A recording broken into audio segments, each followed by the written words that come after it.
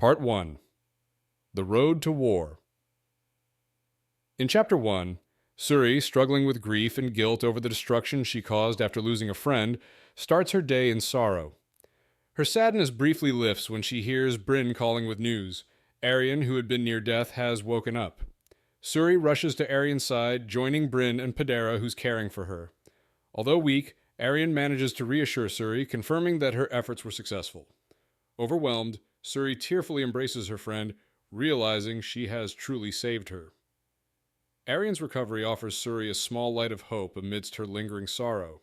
In Chapter 2, Wraith objects to Nyphron's bold plan to immediately attack the fortified Elan, arguing they lack sufficient weapons and training.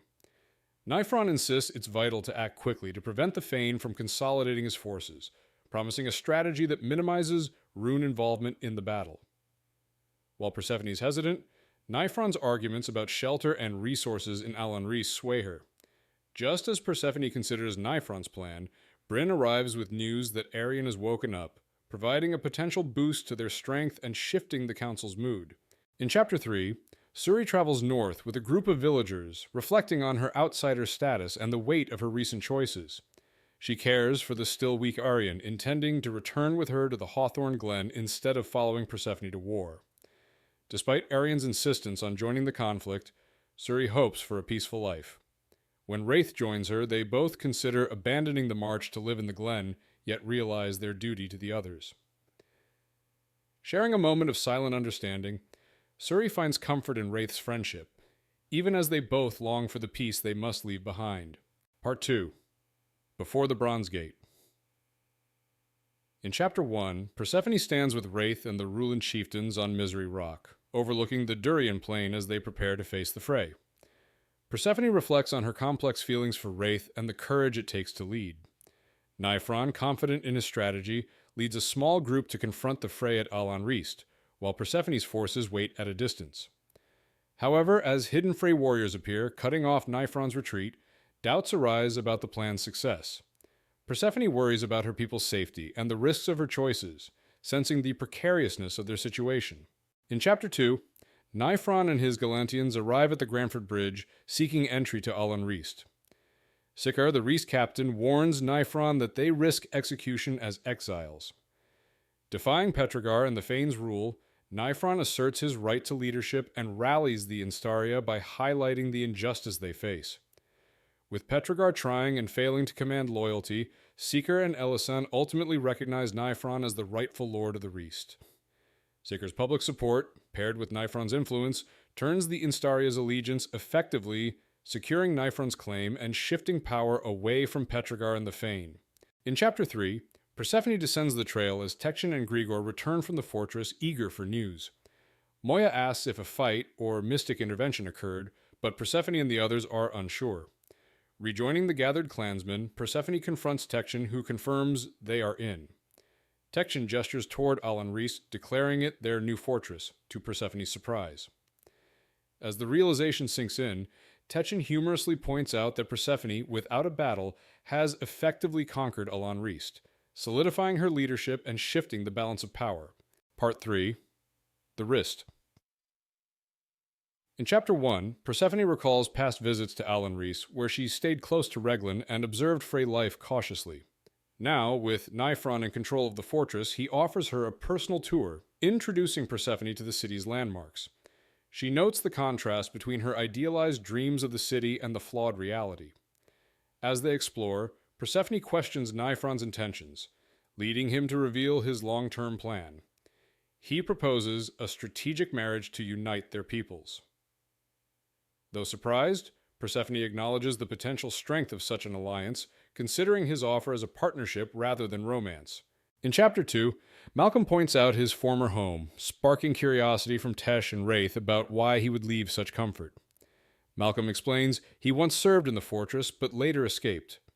They notice the grand, intimidating environment of the city, where the locals, including Malcolm's former colleague Merrill, view them with fear and suspicion.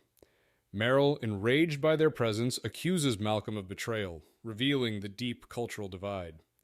Tension grows as Wraith sees a shadowy figure in Merrill's window, though Merrill denies anyone else lives there. The group decides to leave, wary of overstaying their welcome. Part 4.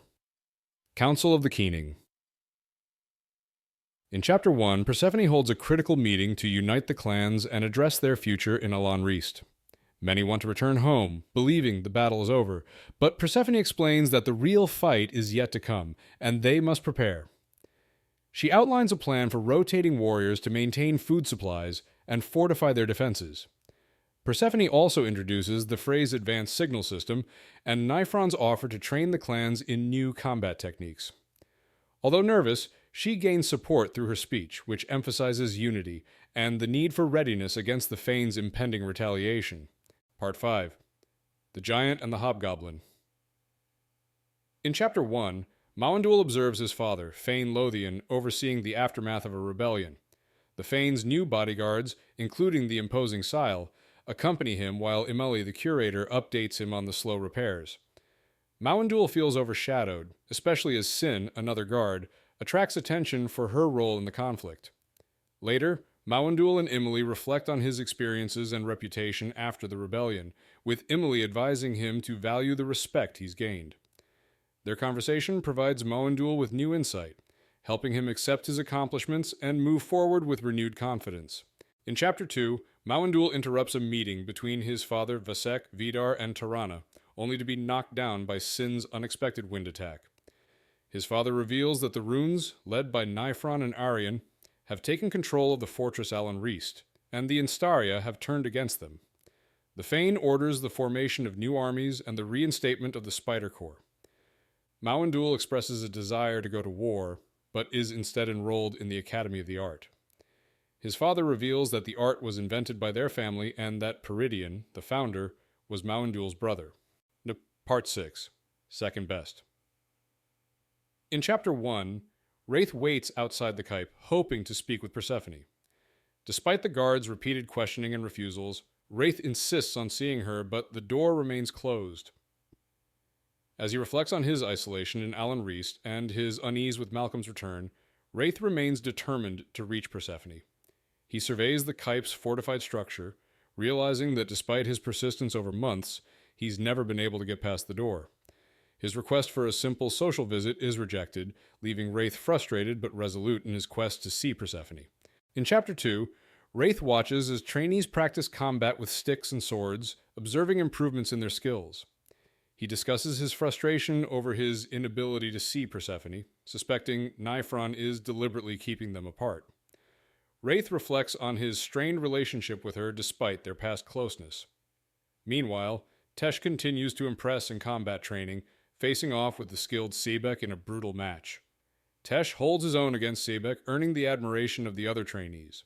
Wraith acknowledges Tesh's growing skill, but also his increasing arrogance and feels overshadowed by Nyphron's influence. Part 7. Dreams and Nightmares. In Chapter 1, Bryn wakes from a disturbing dream about being captured by a Reo, a creature from her past.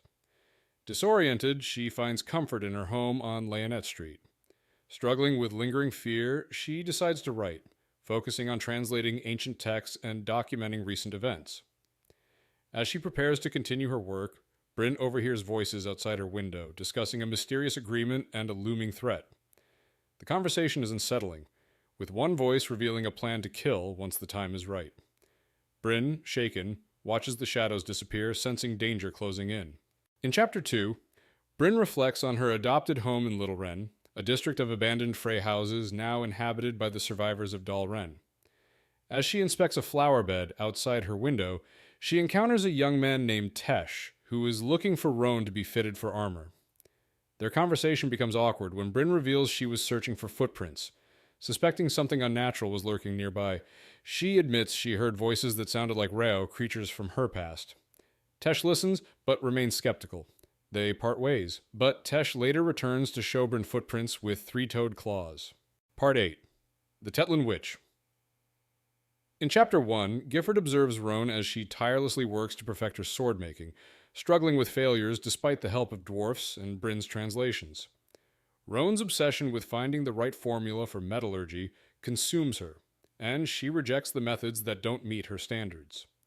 Gifford, ever supportive, encourages her to take a break and eat, but Roan remains fixated on her work. As they share a meal in the courtyard, Gifford inadvertently hurts Roan by mentioning her past. Overcome with emotion, she runs back to the smithy, leaving Gifford feeling guilty and helpless. In Chapter 2, Gifford confronts Pedera after learning about Ivor's death, suspecting her involvement. Pedera reveals Ivor's dark history, including his abuse of Roan and her mother Rhianna, and admits to poisoning Ivor. She explains that Ivor's death was justified due to his cruel treatment of Roan and Rhianna. As their conversation deepens, Gifford questions Pedera about being the Tetlin Witch, and she confirms it. Pedera shares the true story of the Tetlin Witch, misunderstood women who are persecuted for their knowledge. She acknowledges her role in this tradition, challenging Gifford's beliefs about her. In Chapter 3, Gifford returns to Hopeless House, where he finds Tressa sitting on the porch. She shares her frustration about caring for Gelston, who seems to forget her from day to day despite their previous moments of connection. Gifford reflects on his own struggles with Roan, noting the difficulty of their relationship and her emotional distance. Tressa bluntly points out the challenges in Gifford's situation with Roan, suggesting their bond is strained and unlikely to progress. The chapter highlights the hardships and unspoken emotional burdens both Gifford and Tressa carry in their lives. Part 9. The Pottery Man. In Chapter 1, Suri explores her growing powers with the art, discovering that she can now hear others' thoughts, though Arian insists it's just emotional sensitivity. Suri reflects on her past actions, particularly saving Arian from death, and the toll it took on her. Despite the limitations of her abilities, Suri feels frustrated, wanting to do more with her gift. Arian reveals the political tension between the runes and the Fhrey, with war looming. She also explains that Nyphron and Persephone are seeking more artists, and they hope to recruit dormant artists through their creative talents. In Chapter 2, Suri and Arian visit a small house in the Rune district where they meet Tressa and Gifford. Gifford, a potter, has made a delicate cup which Arian admires. She questions him about humming while working and his connection to seemingly miraculous events. Tressa dismisses their inquiries, but Arian believes Gifford may possess the ability to tap into the art.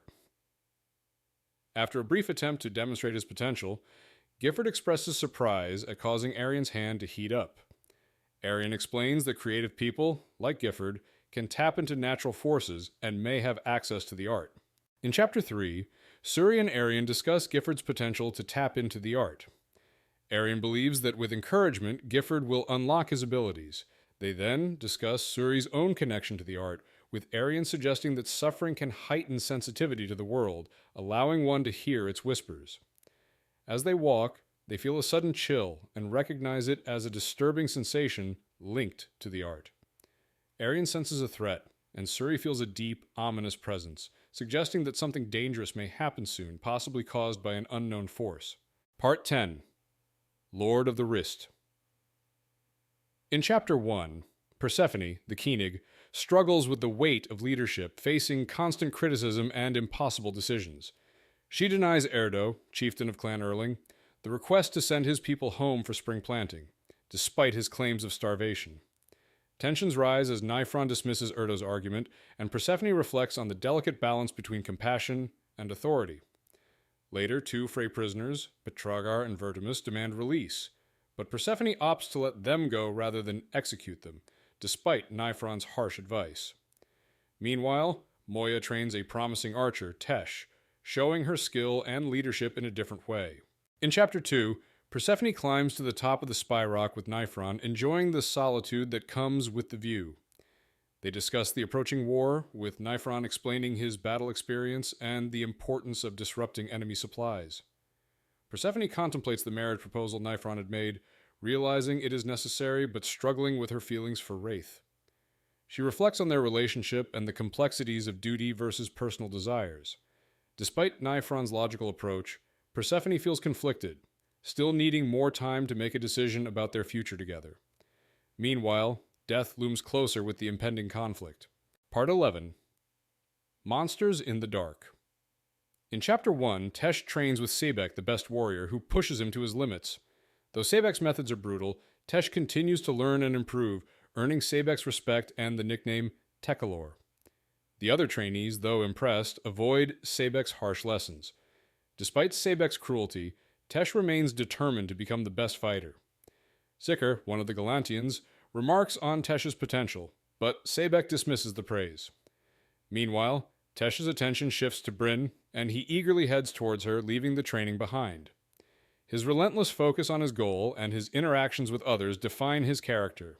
In Chapter 2, Tesh is infatuated with Bryn, the most attractive girl in Elan Rhys, and feels a connection with her, as they both share the experience of being orphans. He continues to visit her, hoping to impress her, but his attempts at conversation are awkward.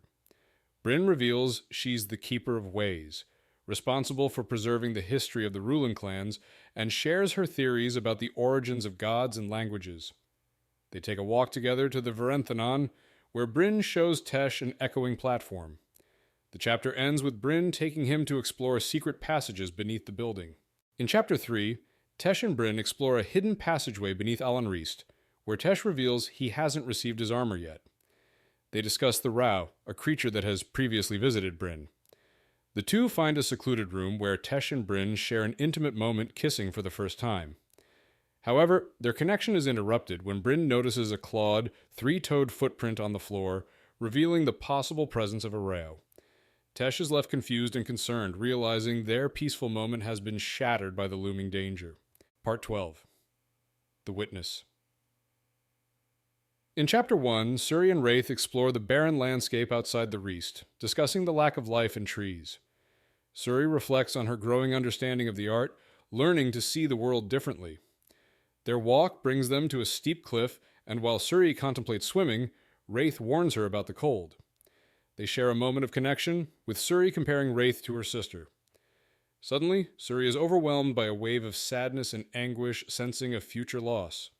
Wraith helps her recover, and they continue their exploration, with Suri reluctant to acknowledge the ominous feeling she experienced. In Chapter 2, Nyphron meets with Sebek in the High Hold, where Sebek reveals concerns about Tekelor, a skilled young warrior. Sebek suspects that Tekelor may have witnessed the massacre of his people in Durea and is now seeking revenge. Nyphron dismisses the idea, but recognizes the threat Tekelor poses due to his rapid progress in combat. Sebek insists that Tekelor is dangerous and may soon be capable of defeating even the best Fhrey fighters. Nyphron, acknowledging the risk, orders Sebek to kill Tekelor, making it appear as an accident to avoid a public scandal. Part 13. Avampartha. In Chapter 1, Mawandul reflects on his strained relationship with his ancient grandmother, Fenelius, and her iconic creation, the Tower of Avampartha. As he tours the impressive structure with his father and other Fhrey, tensions rise between Mawandul and the elders, especially the dismissive Kel'Jared. Despite his distaste for growing old, Mawandul's interactions with Jared, who teaches him a valuable lesson in self-reliance, force him to confront his own immaturity. The chapter ends with Mawandul realizing the power of creation, represented by Jared's perfect strawberries, and the need to take responsibility for his own future. In Chapter 2, Mawandul reflects on his loss of Grindel as he stands on a balcony, trying to recapture a meaningful moment. Jared interrupts his solitude, revealing his knowledge of the art and his past connection with Grindel. Jared asserts that Mawandul is broken, and offers to teach him, aiming to mold him into a worthy heir. He also presents an opportunity for Mawandul to take revenge on Fenelius for Grindel's death by helping Jared target her. Mawandul, eager for power and revenge, agrees to learn from Jared, setting the stage for their collaboration. Part 14. House of Bones. In Chapter 1, Bryn nervously crosses the Corbel Bridge, haunted by the memory of a past attack. Seeking help, she heads to the Kype and asks to see Persephone. After being led inside, Bryn interrupts a tense meeting with the Koenig and chieftains. Persephone, frustrated with the ongoing conflicts between the Gula and Rhulan, is relieved to take a break. They talk about Wraith, and Bryn reveals that he has been distant, focusing on teaching and walking with Suri. Bryn then tells Persephone that something is wrong, hinting at the presence of a Rao. In Chapter 2, Tesh and Wraith discuss a possible Rao sighting in Elan Rhys, with Bryn convinced she heard one and found its footprints near the Varenthenon. Tesh mentions she had encountered the creature in a maze of rooms beneath the Varenthenon. Bryn later tells Persephone about hearing voices, one of which belonged to a man, the other to a Rao. She suspects a man is hiding the Rao and possibly lured a person named Jada to it. Persephone is skeptical, but listens as Bryn suggests a rune might be involved, despite only Fhrey typically knowing about the hidden Duringan prison. In Chapter 3, Wraith and Tesh discuss the possibility of Meryl hiding the Rao after Wraith recalls seeing someone in his window, despite Meryl claiming to live alone. Tesh relays Bryn's suspicions that the Rao might have been freed from a prison called the Doringan, and both wonder how anyone could keep such a dangerous creature. Bryn shares her frustrations with Persephone not believing her, but Tesh offers support. The two decide to investigate Meryl's house to find proof, with Tesh initially planning to go alone, but Bryn insists on accompanying him, concerned for the danger ahead. In Chapter 4, Bryn and Tesh navigate the maze-like streets of Reese to find Meryl's home, which is strangely dark despite signs of care. After knocking without an answer, Tesh opens the door and enters, despite Bryn's hesitation. Inside, they find the house empty but for a disturbing pile of bones upstairs, arranged in a twisted design. Among them, Bryn discovers her mother's shawl, and Tesh finds Nyphron's cloak. Bryn realizes that Meryl is targeting specific people, not just causing random killings. She urgently leads Tesh to figure out where Meryl and the Rao are headed next. Part 15. Through a Narrow Window. In Chapter 1, Persephone reflects on Reglan's death, holding the silver ring he wore when he died. She recalls the lie she told about his death and the arrival of the ring from Tressa, Reglan's widow, who knew the truth. As Persephone mourns, she struggles with the realization of Reglan's past actions, including the murder of a child. Despite the betrayal, she still loves him and forgives him, letting go of the ring. However, as she grieves, a sudden scream breaks the silence, signaling an abrupt shift in her emotions and the story's direction. In Chapter 2, Tesh and Bryn rush to the Kype, trying to warn the Koenig. Tesh realizes Meryl plans to use a monster, the Rao, to assassinate the rebellion leaders. At the Kype's door, Tesh struggles to get inside, but Sebek in full armor appears and challenges him to a fight. Sebek's aggressive, relentless attacks push Tesh to his limits, revealing his mentor's unusual intensity. Bryn intervenes, confronting Sebek, and the tension breaks as she forces her way to the door. Their urgent actions are interrupted by a scream, signaling a new crisis. In Chapter 3, Persephone is trapped in her room as a Rao squeezes through the window. Terrified, she struggles to open the door, but it's blocked. Armed with a brass candle holder, she tries to defend herself, but is overpowered by the Rao's claws. Despite a strong swing, her strike has no effect. As the creature closes in, Persephone is injured, her nightgown shredded and soaked in blood. Weak and unable to escape, she watches in horror as the Rao reaches for her, its bony hand stretching toward her face, ready to strike. In Chapter 4, Tesh, Bryn, and Sebek reach the 4th floor, where they find 2 spears blocking the door to Persephone's chamber. Inside, they discover a Rao attacking her. Sebek tries to fight the creature, but is wounded as it retreats. Moya arrives and tends to Persephone, while a healer is called for. Tesh heads to Nyphron's quarters and finds the Rao there. After a tense battle, the Rao is killed by Sebek, but not before causing significant injury. Tesh is sent to find a healer, and Nyphron reveals the alarming news. The enemy army is approaching. Part 16. Lighting the Fire. In Chapter 1, Wraith reaches the parapet above the front gate after hearing a mysterious bell ringing. He's joined by Malcolm and others, and they observe an approaching enemy force. The enemy's lights, arranged in neat rows, suggest a well-organized army, alarming Wraith. As the crowd on the parapet discusses the situation, Wraith reflects on the quiet mourning for his clan and his duty. The group speculates on the enemy's intentions, with some wondering if they will attack that night. Wraith, noticing Persephone hasn't yet lit the beacon, grows concerned about the lack of preparation. In Chapter 2, Persephone finds herself on the raised stage in Dahl Rhen's lodge, seemingly in a dream with her deceased husband, Reglan. He warns her of bad times ahead and urges her to be ready. When Persephone hears a mysterious roar, Reglan tells her not to look, though she feels an overwhelming mix of hope and sadness. He hints that the walls between life and death are thin, but he can't fully explain the danger she faces. Reglan advises her to be more selfish and reminds her that truth lies in the eyes, foreshadowing a revelation she must face. In Chapter 3, Persephone wakes up in severe pain after a near-death experience, realizing she's been badly injured by a Rao. Padera and Moya, along with a Fhrey healer, inform her that the creature was killed by Tesh, Nyphron, and Sebek, and that Meryl is still missing. Persephone learns that the Fane's army has arrived, though they haven't attacked yet. Despite her weakened state, Persephone orders the signal fire to be lit, urging the tribes to return. Moya warns her about the uncertainty of the situation, and Bryn is sent to carry out the signal. In Chapter 4, Bryn races up the spy rock to light the signal fire, reflecting on the loss of Hori and her parents and her growing cynicism about hope. As she reaches the top, she sees the lights of the Phrey's army in the distance, wondering if giants are among them.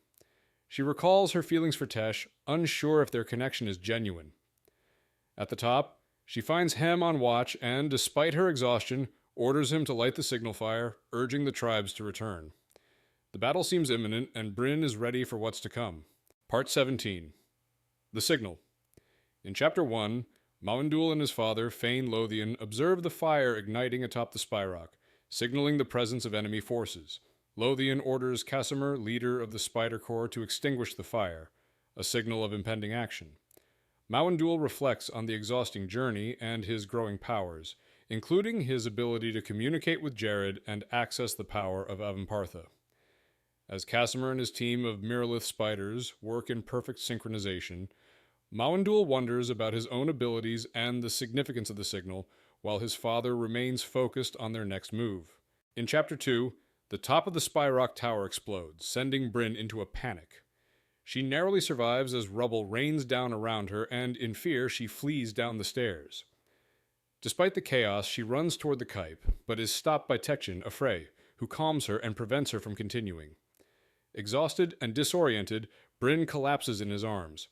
The explosion leaves her shaken, and she is unsure of what to do next, but she is momentarily safe with Techin's reassurance.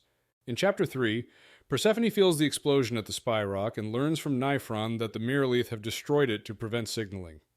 As Persephone struggles with her injuries, she worries about the fate of her people, especially the signal to Perdif. Nyphron reports that the bonfire signal didn't reach its destination. Arian suggests using Suri as a secret weapon, but warns that using the art would expose their position. The group discusses the impossibility of sending a messenger through the enemy camp, and just as hope seems lost, Bryn is brought in unharmed, offering a glimmer of relief. In Chapter 4, the Fane, Mawandul, sits confidently while the spiders continue their chants, preparing for the next phase of their attack. They discuss Arian's defiance and cunning, with Casimir warning that she's dangerous. Mawandul reflects on the advice given by his hidden voice, Jared, who suggests he build alliances and gain Casimir's respect. Mawandul acknowledges the respect Casimir offers him, marking a shift in their relationship. Jared urges Mawandul to rest, as the following day will be crucial for their plans, which include eliminating Arian. The chapter ends with a sense of anticipation for the next move. Part 18. The race begins. In Chapter 1, Gifford is abruptly awakened by Pedera, the Tetlin witch, who reveals that he must fulfill a destiny by running a race to save mankind. She plans to give him magic legs to help him run faster than anyone ever has. As Gifford struggles with disbelief, they head to the smithy where Roan and others prepare him for a dangerous mission. Gifford must ride a horse named Naraspur and cross a bridge controlled by the elven army to light a signal fire that could save his people. He's outfitted in magical armor that will protect him from both blades and magic. In Chapter 2, Roan struggles to adjust Gifford's helmet, growing increasingly frustrated as they prepare for his journey. Gifford, reflecting on his life, decides he must go not for others, but to save Roan. He tries to ease her guilt over Ivor's death, but Roan confesses she was responsible, revealing how she poisoned a sheep to test a deadly concoction. As the conversation grows emotional, Gifford reassures her, telling her she acted to free herself. Roan presents him with a sword she made, and after heartfelt goodbyes, Gifford mounts the horse Naraspur, ready to begin his dangerous mission. In Chapter 3, Gifford struggles to stay on his horse, Naraspur, as he journeys toward the elven army. Though the ride is painful, he feels determined to face his destiny. At the gate, a soldier, Plim, warns him about the danger, but Gifford insists on continuing. As he rides through the quiet elven camp, his fear grows, but he presses on, urging Naraspur to go faster. The horse accelerates at an unimaginable speed, avoiding attacks, though Gifford is struck by several javelins. Eventually, the horse slows, and Gifford finds himself alone, having escaped the elven camp, determined to press on toward his goal. Part 19. Drawing Swords. In Chapter 1, Malcolm enters Nyphron's bedchamber and demands military orders from him, despite Nyphron's initial attempt to assert control. Malcolm insists that Arian and Suri hide Moya's archers and focus their attacks on the Spider Corps, causing Nyphron to question his authority. As their conversation unfolds, Nyphron grows increasingly suspicious of Malcolm's true identity and motivations. Malcolm subtly manipulates Nyphron, revealing his deep knowledge of military strategy and hinting at his mysterious past. With growing tension, Malcolm leaves Nyphron with one final cryptic question about Tesh's fate, leaving Nyphron with more unanswered questions than before. In Chapter 2, the men of the First Spear prepare for battle, their nerves palpable. Wraith oversees the assembly, knowing many won't survive the day. Nyphron arrives, giving battle orders, including directing Wraith to lead the First Spear, while Moya's archers follow closely behind. The tension grows when Wraith learns that Persephone, the Koenig, was attacked the previous night by a row. He's enraged, suspecting Nyphron's involvement in keeping her confined.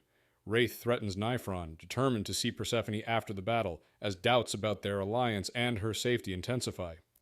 The battle approaches, with Wraith focused on survival. In Chapter 3, Moya prepares for battle, and Tektion insists on joining her as her shield. She rejects his offer, and their conversation reveals Tektion's feelings for her, though Moya remains uninterested. Meanwhile, Wraith orders Tesh, eager to fight, to stay behind due to his lack of armor. Tesh protests, arguing his skill, but Wraith insists the battle is too dangerous and he needs protection. Tesh's frustration grows, but Wraith remains firm, emphasizing the harsh realities of war. As unnatural clouds gather, Wraith orders the First Spear to march, signaling the start of the battle. Part 20. The Battle of the Grandeur. In Chapter 1, Suri and Arian stand guard in the frozen tower, preparing for an impending attack. Suri senses a dangerous energy in the air, fearing that the Spider Corps will destroy the fortress. Arian downplays the threat, focusing on her task of hiding the archers. They discuss the limitations of their powers, with Arian choosing not to share her full potential with Suri. As soldiers begin to march out, Suri worries about the bridge being destroyed and the enemy's intentions, questioning whether they want to kill everyone instead of breaching the fortress. Arian hopes that isn't the case. In Chapter 2, Wraith leads the First Spear across the Grandeur Bridge toward battle. He reflects on the fleeting beauty of the morning and his complicated role as chieftain. The army faces the Phrey's massive, well-organized line, with Wraith's unit tasked with reaching a critical hill for Moya to strike. Despite the odds, Wraith plans for a strong defense, preparing for a potential flanking attack. As the soldiers take position, the weight of command falls on Wraith, and he draws a parallel between himself and his father. Understanding the burden of leadership, just before giving the order, Wraith is struck by lightning. In Chapter 3, Moya watches in disbelief as lightning strikes the advancing army, with Wraith the first to be hit. Expecting his death, she's shocked when he remains unharmed, and the rest of the soldiers, also struck, continue without faltering. Moya, lacking runes or metal protection, feels vulnerable, but her archers are safe as the lightning targets the front lines. Fire bursts from the sky, but it doesn't affect the archers. As the army closes in on the enemy, Moya and her archers are ordered to wait, despite Engleton's suggestion to engage. The battle begins with the clash of metal. In Chapter 4, Wraith and his front line fight the elves with sword and shield, pushing them back despite the elves' agility. Wraith finds strength in the simplicity of men's tactics, contrasting with the elves' fear of death. Malcolm kills first, followed by Wraith and Whedon as they advance. The battle is brutal, with Wraith realizing that the Phrey are no different from men. After a tiring exchange, Wraith's line steps back, giving way to the second and third lines. Though the men gain momentum, their success is cut short when the giants appear on the battlefield, threatening their progress. In Chapter 5, the ground shakes as giants, massive creatures wielding stone weapons, enter the battlefield, disrupting the momentum of Wraith's forces. They break through the front lines, throwing bodies and causing chaos. Moya notices the Phrey performing a ritual atop a rise, but realizes they are too far to target. Despite Wraith's efforts, it becomes clear that they may not reach their goal. As Wraith's cohort pushes forward, they draw the attention of one giant who charges at them. Wraith, accepting the odds, rallies his men, determined to continue the fight despite the overwhelming threat. In Chapter 6, Wraith faces off against a giant, using his sword to pierce its foot and cause it to stumble. The giant's erratic movements kill many as it crushes men and elves alike. As the line breaks into chaos, Wraith risks everything, anticipating the giant's next footfall and slashing the tendon on its leg. The giant falls, killing many, but Wraith rallies his men to reform the line. The Fhrey regroup and more giants approach. Wraith, expecting death, feels a grim acceptance, until Moya signals that they are close enough to take action. In Chapter 7, Moya leads her archers in a strategic barrage against the Fhrey, targeting Wolf's Head where the enemy is encircled in a ritual. After taking down several Fhrey, 2 giants charge Wraith's line. Moya's archers strike the giants, killing one and wounding the other. The battle devolves into chaos, with men and elves clashing in scattered fights. As casualties mount, Moya orders a retreat to the fortress. Just as the Fhrey seem poised to continue the attack, they unexpectedly fall back. The battle ends with the field littered with blood and bodies, and Moya realizes the full scale of the devastation. Part 21. Casualties. In Chapter 1, Mawandul witnesses the aftermath of a failed battle where the Spider Corps was decimated. A spider survivor reports that the attack came from tiny spears falling from the sky, with no warning or magical resistance. The Fhrey are puzzled by how their art was blocked, suspecting the runes may have discovered a way to resist it. The Fhrey also realize their enemies are more organized and dangerous than they anticipated. Tirana warns that they might lose this war, a possibility that hangs in the air. The Fane dismisses the concern, confident they'll fare better the next day. In Chapter 2, Wraith, badly injured after the battle, is confused by the celebrations around him. Though he thought they had lost, the people are cheering because they survived the first clash with the Fhrey. Wraith's broken arm is tended to by Pedera, who informs him that the battle proved men could fight the Fhrey. Despite heavy casualties, including the Miralith, the victory has boosted morale. Wraith learns of Whedon's death and reflects on the changing world. Meanwhile, Roan, worried about Gifford's fate, walks away, leaving Wraith puzzled about Gifford's whereabouts and condition. Part 22. The Pile at Perdeef. In Chapter 1, Gifford arrives at the burned village of Perdeef, finding it devastated and the people dead. After struggling to light a signal fire, he recalls advice from Roan and a mystic, trying to harness natural forces like wind and air. Despite his attempts, nothing happens. Gifford, frustrated and desperate, thinks about Roan's fate and his own failures. He finally slaps his palms together, but the fire does not ignite. Though he fails, he feels a connection to something greater and a growing understanding of his own potential, realizing he might be able to shape the forces around him. Part 23. Inside the Kype. In Chapter 1, Wraith, accompanied by Moya and Malcolm, arrives at the Kype to see Persephone despite being denied entry. Moya leads Wraith up to the shrine, where Persephone is recovering from a Rao attack. When Wraith sees her, they discuss the war, Nyphron's strategies, and their strained relationship. Persephone reveals that Nyphron proposed to her, causing Wraith deep emotional pain. After a tense conversation about loyalty, love, and sacrifice, Wraith realizes that Persephone no longer feels the same way about him. Heartbroken, he leaves the room, unable to bear the weight of their unspoken truths. Part 24. Dawn's Early Light.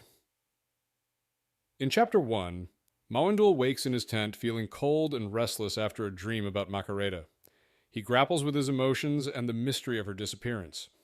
Jared mentally summons him, urging him to go on a mission to find Arian. Mawandul reluctantly agrees and heads out into the night, navigating the camp and then climbing a rocky outcrop for a better view of the fortress Alan Reist. Once at the top, he concentrates on the fortress as Jared directs him, experiencing an overwhelming surge of power that transports him through the fortress, searching for something or someone within. In Chapter 2, Suri and Arian share a quiet moment at the top of the frozen tower, discussing their powers and past experiences. Suri reflects on her ability with the art, recognizing her own immense strength.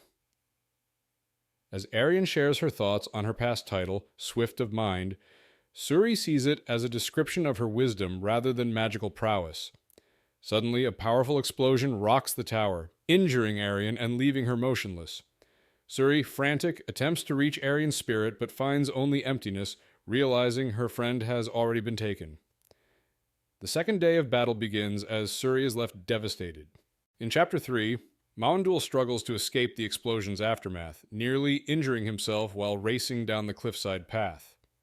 He questions Jared about the blast, believing Arian's death might have been a trap, but Jared reassures him that she had no defense mechanism.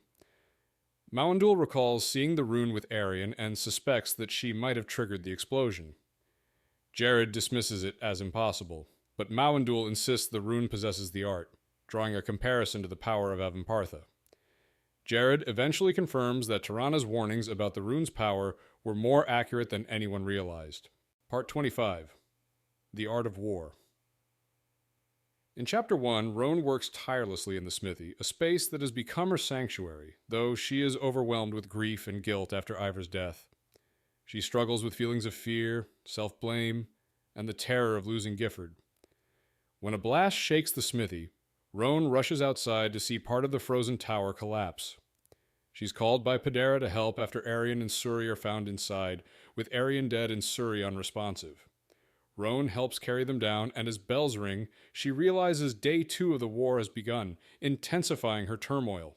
In Chapter 2, Persephone struggles with pain from her injuries while receiving a report from Elan, a soldier. He informs her of explosions at the North Tower, where the top was destroyed. 2 casualties were reported, a Fhrey female and a rune girl. Persephone, Moya, and Bryn react with concern, especially about Suri and Arian. Aland also mentions that Lord Nyphron has decided not to engage in battle today, and the Fhrey army is stationed across the ford. Persephone requests more details about the injured, but declines to see Lord Nyphron. Moya expresses her frustration, and Audrey leaves. In Chapter 3, Mawandul informs his father, the Fane, that he killed someone during the battle, explaining that Kel Jared helped him channel Avampartha's power. His father, initially skeptical, listens as Mawandul reveals that Jared can communicate with him and could potentially do more. Mawandul also shares news of a rune artist still alive in Alan Reist, whom they believe is extremely powerful. His father orders the troops to assemble but not advance, then directs Jared to prepare for an attack. The Fane seems eager to cause more damage, especially with Jared's abilities at his disposal. In Chapter 4, Moya stands with her archers, including Tesh, on the parapet overlooking the Fhrey army.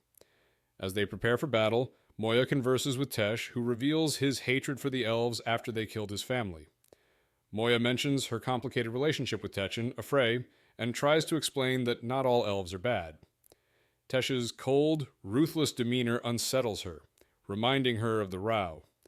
As tensions rise, the ground shakes, signaling an impending event. Moya is left with a sense of unease both about the battle and Tesh's dangerous transformation. In Chapter 5, Roan, Padera, and Tressa tend to the unconscious Suri, who lies on a cot. Roan reflects on her complex feelings toward Tressa, who is disliked by most due to her husband's past actions. Tressa reluctantly helps by bringing water for the healing brew, but tensions rise as Padera and Tressa argue. Roan, feeling a sense of authority, insists Tressa stay. The atmosphere shifts as the ground begins to shake, with tools rattling and dust falling. Malcolm enters, urgently stating that they need to wake Suri, signaling an impending danger. In Chapter 6, Wraith lies injured in the barracks, reflecting on his past with Persephone and his lost role as her hero. When a sudden quake strikes, he's jolted out of bed as the fortress shakes. Outside, Moya witnesses the frozen tower collapse, nearly crushing everything nearby. She realizes the Fhrey are targeting the fortress's main wall, aiming to breach it. Moya and Tesh cling to the shaking wall, barely escaping as Suri, flanked by allies, holds back the collapse with mysterious powers.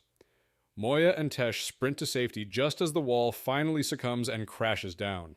In Chapter 6, Wraith lies injured in the barracks, reflecting on his past with Persephone and his lost role as her hero. When a sudden quake strikes, he's jolted out of bed as the fortress shakes. Outside, Moya witnesses the frozen tower collapse, nearly crushing everything nearby. She realizes the Fhrey are targeting the fortress's main wall, aiming to breach it. Moya and Tesh cling to the shaking wall, barely escaping as Suri, flanked by allies, holds back the collapse with mysterious powers. Moya and Tesh sprint to safety just as the wall finally succumbs and crashes down. In Chapter 7, Suri struggles to keep Elan Reist's walls from collapsing under Frey assault, but realizes her powers are weakening. A calm voice directs her to target the Granford Bridge instead. She releases the fortress walls and focuses her energy on shifting the cliffs, causing the bridge to collapse and sending hundreds of Fhrey troops plummeting into the chasm. The ground stops shaking, and peace returns momentarily. As Suri observes the destruction around her, she sees her friends and allies safe, though devastated. Everyone is there except Arion. Part 26. The Butterfly and the Promise. In Chapter 1, Fane Lothian's fury erupts over the destruction of the bridge and the deaths of his soldiers. Mawindul faces his father's wrath, while Jared's mental remarks add a sardonic commentary on the losses. Lothian, frustrated by his army's failure, resolves to act decisively. Ignoring objections about Fhrey civilians in Alan Reist, he commands that all inhabitants, both Runes and Fhrey, be killed.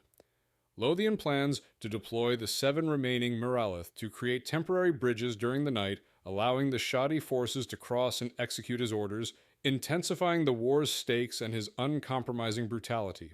In Chapter 2, Wraith stands amid the ruins of Elan Reist, mourning the loss of those he once kept at a distance. He finds Malcolm, who summons the survivors, Suri, Roan, Tressa, and the dwarfs, to discuss the grave situation. Malcolm explains that the Fhrey army will return and Alan Reist's defenses are shattered.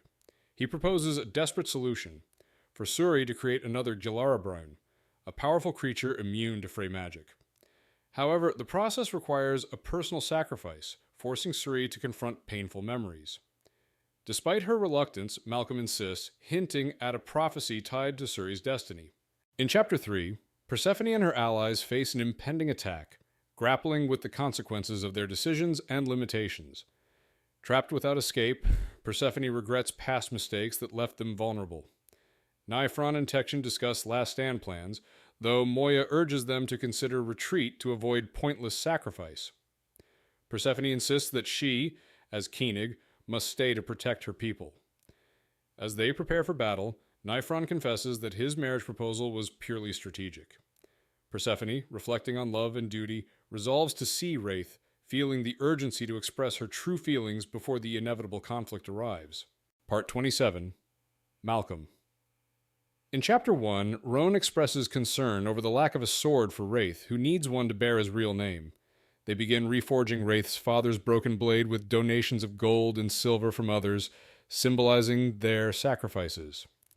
As they work, Wraith questions Malcolm about his mysterious past and role in the conflict. Malcolm, whose real name is Turin, hints at a grand plan to unite the world. Later, Malcolm strikes a deal with Nyphron, promising a miraculous intervention if Nyphron agrees to an unspecified favor. Malcolm foretells the appearance of a dragon and the arrival of reinforcements. In Chapter 2, after Nyphron departs, Padera and Malcolm check on Persephone, who assigns Malcolm a crucial task, sending a message to the Fane. Persephone recalls Arion's words and instructs Malcolm to convey that the runes are capable of peace and possess the art, hoping the message might one day soften the Fane's heart. Malcolm assures her he can handle the task, which reassures Persephone. She then asks Padera to find Wraith, as she has one final confession to make before she dies. With her message sent, Persephone feels she's done all she can to protect her people. Part 28. Wolves at the Door. In Chapter 1, Tesh awakens to the sound of trumpets signaling an attack. After hours spent building defenses, he hurries to join the soldiers in the courtyard. Seeking guidance from Wraith, he finds him in the smithy, where Wraith shares unexpected words of pride and encouragement, hinting at a sense of finality. Despite Tesh's eagerness to fight, Wraith orders him to protect Bryn instead and urges him to live a fulfilling life beyond warfare. Tesh reluctantly agrees, sensing Wraith's resolve. Leaving the smithy, Tesh is weighed down by Wraith's ominous tone and the tension among the others. In Chapter 2, Bryn anxiously searches for Tesh as enemy horns blare, signaling an attack. Ignoring orders to retreat, she rushes to the lower courtyard but still cannot find him. Reflecting on the future they'll never share, she longs for just one more moment together. When Tesh finally appears, Bryn embraces him, admitting her love in a heartfelt goodbye. Tesh reciprocates, and they share a fleeting, tender moment despite the chaos. Their farewell is interrupted by Moya, who warns them that the enemy has reached the steps, urging Bryn to retreat to safety as the battle intensifies. In Chapter 3, Padera tries to find Wraith, but Grigor warns her that it's too late. The Fane's army has crossed the ford. As they observe the destruction, the sky darkens, and massive Grimorian forces advance across 7 bridges, tearing through the fortress. Padera witnesses the Varenthenon dome crack, signaling doom, and evacuees rush towards safety, including Moya, Tesh, Bryn, and others. Inside, survivors seal the door to the outside, knowing they're trapped. Tegan and Harkon discuss the futility of their defense, and Moya prepares to die with Persephone, while Padera is reminded that the fight outside is lost. In Chapter 4, Wraith receives a beautifully crafted sword from Roan, who poured her emotions into it, knowing it symbolizes Wraith's death. The sword is a masterpiece, but Roan collapses, unable to face the reality of the war. Wraith reflects on his mother's promise to him and his impending fate, and he discusses the sword with Suri, who explains it will break the spell that traps his spirit. As the enemy approaches, Suri prepares Wraith for his role in the battle. Despite the imminent danger, Wraith reassures her, but Suri confesses the pain she'll endure witnessing his sacrifice. In Chapter 5, Persephone prepares for the inevitable Fhrey assault as she hears the sounds of battle outside. Moya, Bryn, and Padera arrive, warning that the elven army has crossed the ford and is advancing. Moya explains the Frey's terrifying forces, while Persephone reflects on the hopelessness of their situation. As the Fhrey breach the inner sanctum, they encounter fierce resistance from the Galantians and others. Despite their valiant efforts, the Fhrey overwhelm the defenders, and the situation grows dire. Persephone watches as the Fhrey, led by Miralith, advance, and Moya's last arrow is destroyed mid-flight. In Chapter 6, Tesh confronts the wounded Fhrey warrior Sebek, who is alone and unguarded. Tesh reflects on his past, recounting the Frey's brutal attack on his village where Sebek killed his parents. He reveals his intention to kill Sebek not out of mercy but to exact revenge. As the two clash, Tesh deliberately destroys Sebek's swords, lightning and thunder, symbolizing the loss of his family. Sebek, devastated by the destruction of his blades, falls to his knees weeping. Tesh grants him a moment before finally killing him, fulfilling his long-awaited revenge. In Chapter 7, Persephone's group fights off invaders in their bedroom, with Moya and Grigor surviving an attack. Moya's rune-covered gear protects her, while Grigor is struck by a deadly light but not killed. As the battle intensifies, Moya kills Miralith with 2 arrows, and the group defends themselves against advancing Fhrey. Despite heavy casualties, including the deaths of Harkon and Bergen, Persephone and the others hold their ground. As Tection falls, Moya fights fiercely with her last arrows. Just as more invaders close in, the roof of the Kype is torn off, signaling a new turn in the battle. Part 29, The Light on Shining Armor. In Chapter 1, Roan witnesses Wraith's death at Suri's hands, who unexpectedly kisses him before he dies. Suri's grief manifests in the creation of a massive Gilarabrun which flies off and causes destruction. Roan observes the ensuing chaos as Fhrey warriors battle the men in the smithy. While Malcolm and others fight back, Roan remains motionless, analyzing the situation. A Fhrey resembling Ivor attacks Roan, but she defends herself using a tool belt she created. Using a sharp metal punch, Roan strikes the Frey's armor, ultimately freeing herself from his grip, but the battle rages on around her. In Chapter 2, Suri watches the chaos unfold as Fhrey warriors attack. Roan is briefly throttled by a Fhrey before it collapses. Meanwhile, the Gilarabrun wreaks havoc on the Kype, tearing into it like a predator. Suri realizes she has a psychic link with the Gilarabrun when she instinctively tugs on the leash to direct it. The creature responds by attacking Fhrey forces with fire and wings, scattering them.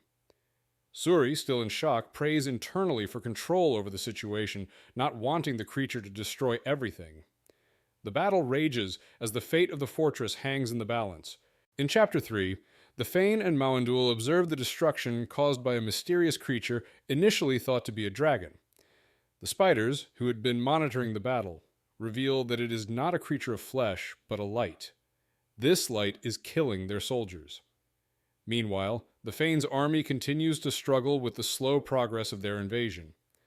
Just as they believe the situation is under control, a scout arrives with news of a massive rune army approaching from the southeast.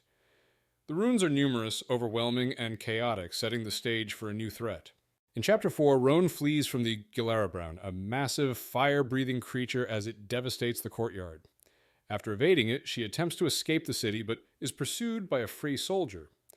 As she reaches the city's front gate, she realizes she's trapped between the soldier and an advancing army. Exhausted and on the brink of despair, Roan prepares to jump off a cliff. Just then, Gifford arrives on horseback, saving her by trampling the soldier and pulling her onto his horse. As the Gularoons invade, Roan feels a mix of relief and guilt. Part 30. The Dragon. In Chapter 1, Persephone and others are trapped in the Kype as a dragon attacks, ripping off the roof and killing nearby soldiers. As they await their fate, the dragon unexpectedly stares at Persephone but doesn't harm her. Instead, it speaks cryptically and flies away. Inside, Padera tends to Tection, who is gravely injured, while the group discusses the dragon's appearance and its mysterious motives. Tesh returns alive and with blood on his swords, but the battle outside has ceased. As the group processes the destruction, Persephone quietly reveals the truth. The creature isn't a dragon. In Chapter 2, Mawandul observes the chaotic battle against the Gula, where lightning kills many but the savages keep coming. The Merilith Fane orders a firewall to drive the Gula toward a cliff, while Mawandul grows frustrated with his father's constant demands for reports.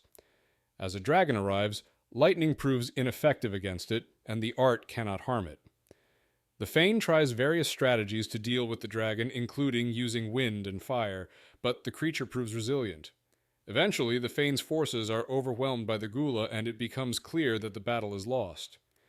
The Fane is forced to retreat. Part 31. Saying Goodbye. In Chapter 1, Persephone reflects on the Battle of Grandeur and the heavy cost of victory, with over 2,000 casualties. She mourns the loss of Wraith and Arian, who sacrificed themselves, and is haunted by the responsibility for their deaths. During a somber funeral, she is overwhelmed by grief, facing the harsh consequences of her leadership. As others pay respects, Persephone struggles with her emotions, particularly over Wraith's death, which feels like both a sacrifice and betrayal. Alone later, she contemplates her pain, questioning the choices made and the cost of leadership. Part 32. The Message. In Chapter 1, Emily, acting Fane, reflects on a recent contentious assembly and her inability to answer questions about the missing Fane and his army. Tensions are high, with political maneuvering from figures like Volhoric threatening her position. Emily encounters Makareta, a fugitive Miralith who was involved in a revolt, now seeking help. Despite their violent past, Makareta pleads for refuge and a chance to escape the Fane's wrath. Emily, despite her fear, is moved by Makareta's desperation. She ultimately agrees to assist as a courier delivers a message hinting that Makareta's services may be needed.